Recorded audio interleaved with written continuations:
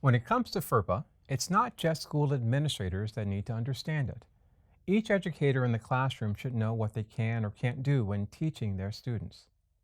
This is especially true with the increase in technology being used in education these days. New tools and apps have made it so students' data is available to more people.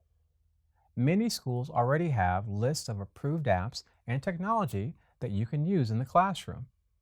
If you find an app that isn't on the list and you want to use it, it's best to talk to your administration about getting it approved before you let your students enter their data into it. Your school or district might have a list of tools it has vetted and approved already. These tools could include online gradebooks, a learning management system, or a collaboration tool for you and your students to work together through. Remember, it's always best to check with the administration before using a new technology tool. There are two other regulations that go with FERPA you should be aware of: Children's Online Privacy Protection Act, or COPPA, and the Protection of Pupil Rights Amendment, or PPRA.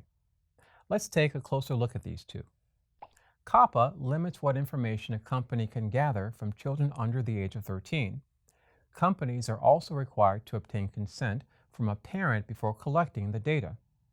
You, as an educator, and other school officials are allowed to give that consent.